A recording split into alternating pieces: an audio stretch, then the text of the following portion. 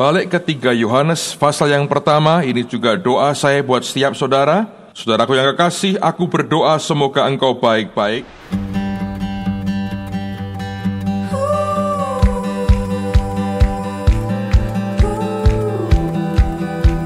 Baik-baik atau berkelimpahan dan sehat-sehat saja dalam segala sesuatu, sama seperti jiwamu baik-baik atau berkelimpahan.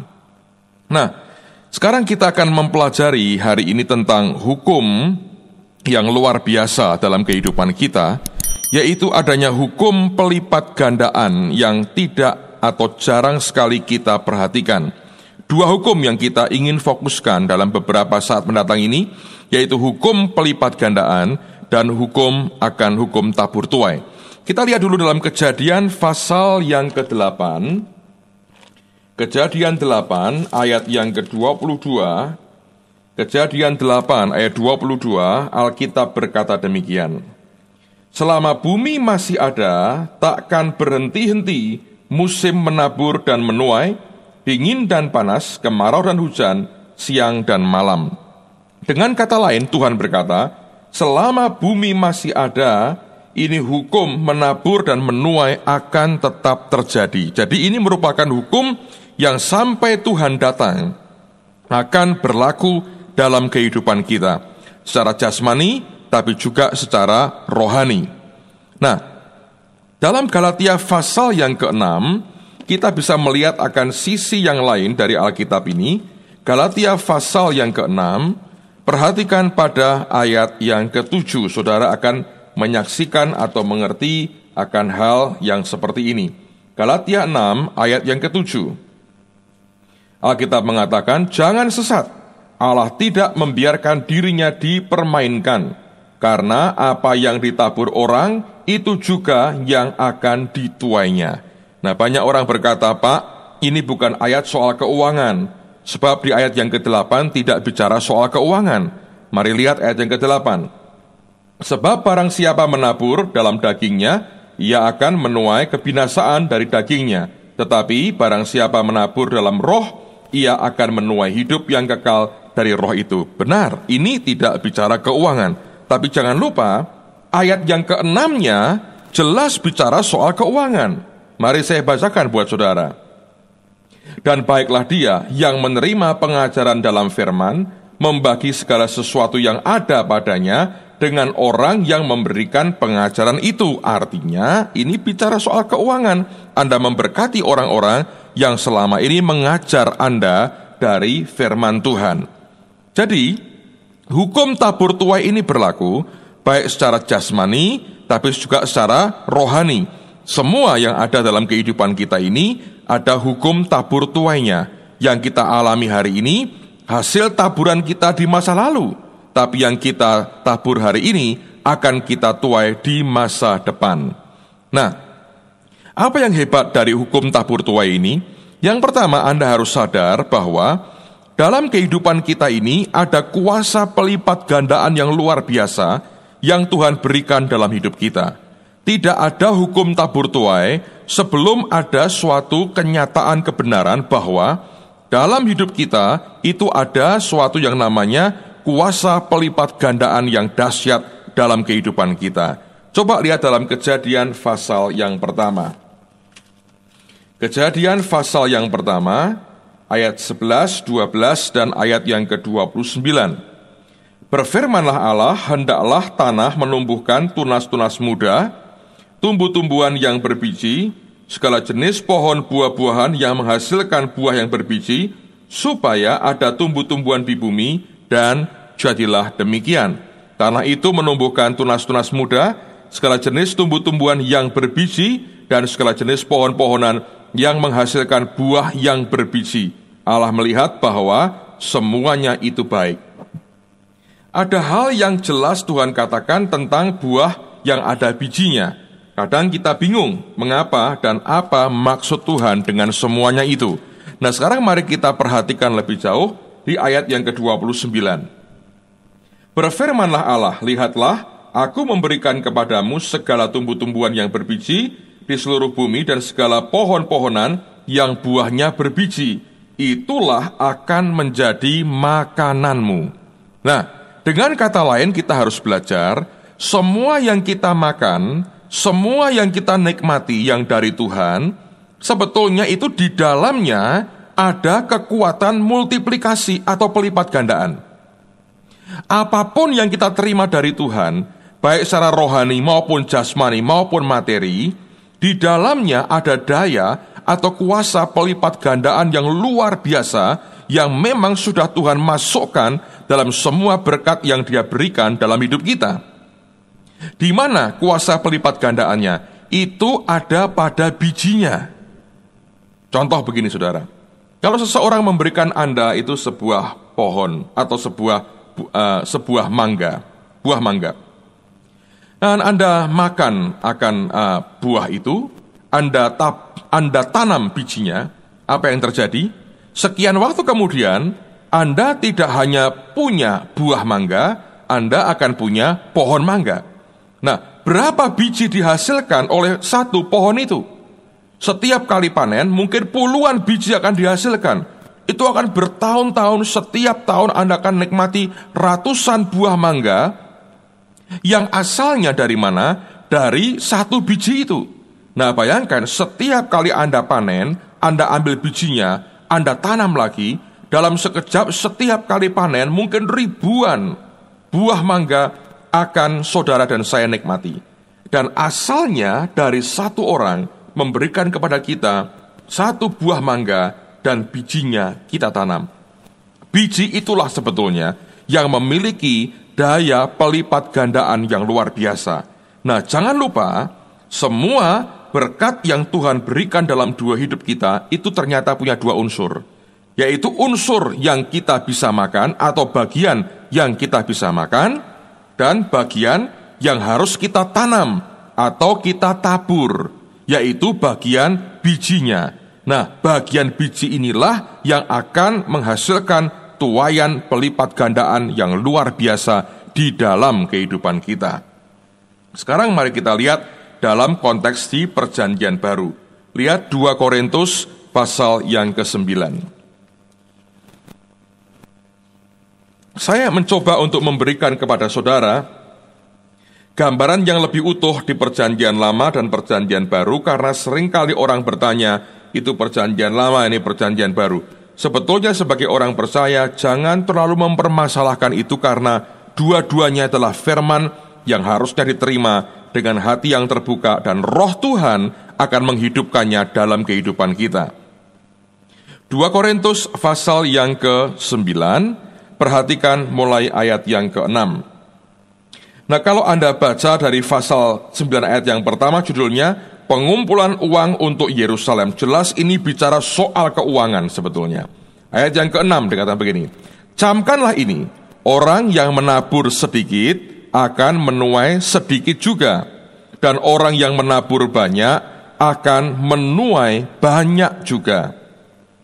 Hendaklah masing-masing memberikan menurut kerelaan hatinya, jangan dengan sedih hati atau karena paksaan, sebab Allah mengasihi orang yang memberi dengan sukacita. Dan Allah sanggup melimpahkan segala kasih karunia kepada kamu, supaya kamu senantiasa berkecukupan di dalam segala sesuatu dan malah berkelebihan dalam pelbagai kebajikan. Seperti ada tertulis, ia membagi-bagikan, ia memberikan kepada orang miskin, kebenarannya tetap untuk selamanya. Ayat 10, Anda perhatikan. Ia yang menyediakan benih bagi penabur dan roti untuk dimakan. Ia juga yang akan menyediakan benih bagi kamu dan melipat gandakannya dan menumbuhkan buah-buah kebenaranmu. Ayat 10 mengatakan dua hal yang diterima, yaitu kita terima benih dan kita terima roti. Benih untuk ditabur, roti untuk dimakan. Ini sama dengan Kejadian 1:29, ketika Tuhan berkata, buah yang berbiji itulah yang akan menjadi makananmu. Kalau Anda mengerti ini sebenarnya, kita akan berkata begini, jadi tidak semua berkat yang Tuhan berikan dalam hidupku harus aku makan semua. Setan akan berkata, makan semua, habiskan semua. Kalau engkau lakukan itu, sebetulnya engkau sedang membuang potensi pelipat gandaan yang Tuhan berikan dalam setiap berkat yang Anda terima. Kalau Anda pegawai, dengarkan baik-baik. Setiap gaji yang Anda terima setiap bulannya, itu ada bagian untuk dimakan, ada bagian untuk ditabur.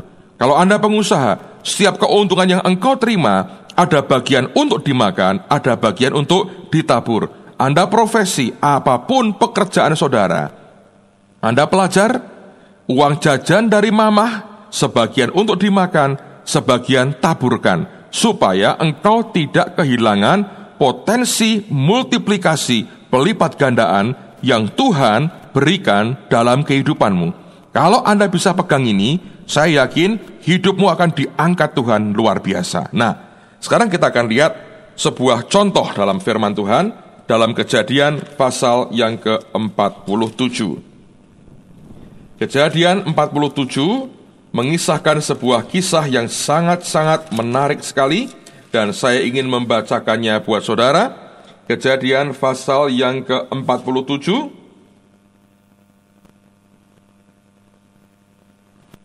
Kejadian 47, saya baca mulai ayat yang ke-13.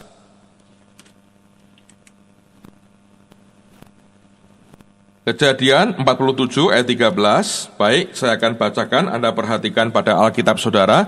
Ini kisah sangat menarik sekali. Judulnya Tindakan Yusuf. Di seluruh negeri ini, tidak ada makanan, sebab kelaparan itu sangat hebat, sehingga seisi tanah Mesir dan tanah Kanaan lemah lesu karena kelaparan itu.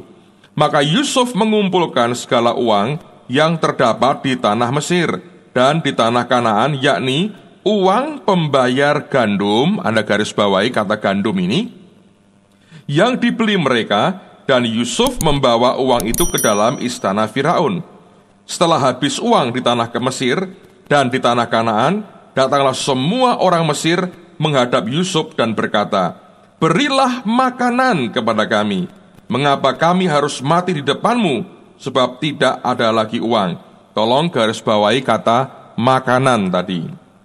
Jawab Yusuf, "Jika tidak ada lagi uang, berilah ternakmu, maka aku akan memberi makanan kepadamu sebagai ganti ternakmu itu." Lalu mereka membawa ternaknya kepada Yusuf, dan Yusuf memberi makanan kepada mereka, garis bawahi lagi, ganti kuda, kumpulan kambing domba, dan kumpulan lembu sapi, dan keledainya. Jadi disediakannyalah bagi mereka makanan, garis bawahi lagi, ganti segala ternak pada tahun itu. 18. Setelah lewat tahun itu, datanglah mereka kepadanya pada tahun yang kedua, serta berkata kepadanya, "Tidak usah kami sembunyikan kepada tuanku bahwa setelah uang kami habis, dan setelah kumpulan ternak kami menjadi milik tuanku, tidaklah ada lagi yang tinggal yang dapat kami serahkan kepada tuanku selain badan kami dan tanah kami. Mengapa kami harus mati di depan matamu, baik kami maupun tanah kami? Belilah kami dan tanah kami menjadi ganti makanan." Garis bawahi lagi saudara. "Maka kami dengan tanah kami akan menjadi hamba kepada Firaun." Nah, kita berhenti dulu. Lihat, ada kesalahan fatal yang dibuat oleh orang Mesir dan orang Kanaan pada waktu itu, yaitu sejak semula waktu tanah itu mengalami bencana kelaparan, yang mereka beli dan mereka minta adalah gandum dan akhirnya juga makanan. Dua-duanya itu adalah barang yang dikonsumsi. Sehingga akibatnya uang mereka habis, ternak mereka habis, akhirnya mereka jual tanah dan mereka jual badan. Di mana salahnya? Karena selama ini yang mereka minta kepada Yusuf adalah makanan. Nah, makanan, saudara sekalian, tidak memiliki daya multiplikasi. Ketika kita makan, habis akhirnya akan dibuang ke jamban. Zatnya untuk tubuh kita, tapi sisanya dibuang ke jamban.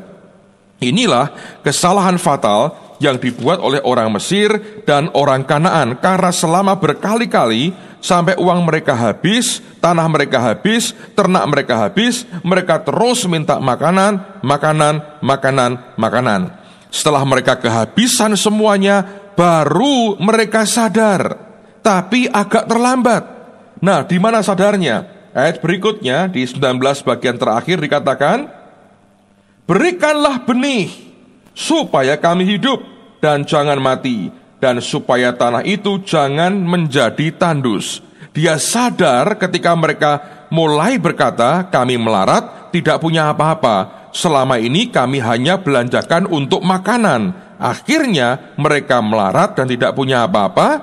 Mereka baru sadar bahwa mereka perlu benih. Nah, Alkitab berkata mereka berteriak, berikanlah kami benih. Nah, inilah saat yang baik sekali. Lalu perhatikan, Yusuf lalu mengajar mereka prinsip yang penting juga buat kehidupan kita. Ayat 20, lalu Yusuf membeli segala tanah orang Mesir untuk Firaun, sebab orang Mesir itu masing-masing menjual ladangnya, karena berat kelaparan itu menimpa mereka. Demikianlah negeri itu menjadi milik Firaun, dan tentang rakyat itu diperhambakannyalah mereka di daerah Mesir, dari ujung yang satu sampai ujung yang lain. Hanya tanah para imam tidak dibelinya, sebab para imam mendapat tunjangan tetap dari Firaun, dan mereka hidup dari tunjangan itu. Itulah sebabnya mereka tidak menjual tanahnya. Berkatalah Yusuf kepada rakyat itu, pada hari ini aku telah membeli kamu dan tanahmu untuk Firaun. Inilah benih bagimu. Perhatikan, dia mulai berikan benih. Inilah benih bagimu, supaya kamu dapat menabur di tanah itu. Luar biasa, saudara. Ini kuncinya. Dia berkata, inilah benih bagimu, supaya kamu dapat menabur di tanah itu. Selama ini mereka hanya minta makanan. Makanan tidak punya kuasa pelipat gandaan, hanya benih yang punya. Dalam hidup Anda dan saya, hal yang sama terjadi. Jangan sampai engkau kehilangan dan kehabisan benih dengan cara engkau makan semuanya untuk konsumsi manusia kita. Ayat berikutnya, mengenai hasilnya, ayat 24, kamu harus berikan 1/5 bagian kepada Firaun. Yang 4 bagian lagi, itulah menjadi, perhatikan, benih untuk ladangmu dan menjadi makanan kamu dan mereka yang ada di rumahmu, dan menjadi makanan anak-anakmu. Lihat, semua hasil panennya, sebagian untuk raja, sebagian ditabur sebagai benih, sebagian untuk mereka makan. Ini gambaran perjanjian baru kita. Sebagian kembalikan ke Tuhan sebagai perpuluhan, sebagian ditabur, sebagian lagi kita makan. Lalu berkatalah mereka, ayat 25, engkau telah memelihara hidup kami, asal kiranya kami mendapat kasih Tuanku, biarlah kami menjadi hamba kepada Firaun. Yusuf membuat hal itu menjadi suatu ketetapan mengenai tanah di Mesir sampai sekarang, yakni bahwa 1/5 dari hasilnya menjadi milik Firaun, hanya tanah dan para imam tidak menjadi milik Firaun. Nah, dengan gambaran ini sebetulnya jelas buat kita. Kalau kita melakukan kebodohan yang sama, kita akan habis. Kalau semua berkat yang Tuhan berikan dalam hidup kita hanya kita makan saja dan tidak ada yang kita sediakan sebagai benih, Anda dan saya makin lama akan makin kurang, makin tidak berdaya, dan akan makin miskin.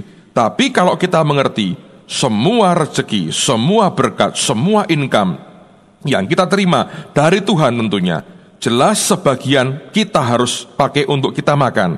Itu berkat Tuhan buat kita. Tapi sebagian daripada itu adalah benih yang harus ditaburkan, dan itu harus dikerjakan. Kalau tidak, kebodohan yang sama akan terulang seperti yang dibuat oleh orang-orang Mesir dan orang-orang Kanaan. Ingat, ada hukum tabur tuai. Yang kamu tabur akan kamu tuai. Tapi di dalam yang kamu tabur itu, yang ditaburkan itulah yang namanya benih. Di dalamnya ada kuasa pelipat gandaan yang luar biasa. Kalau Anda lakukan itu, hidupmu akan diberkati. Nah, bagian berikutnya, lihat Amsal pasal yang ke-11. Ini ayat yang saya yakin akan jadi berkat besar buat kehidupan kita. Amsal 11 ayat 23 sampai dengan ayat yang ke-25.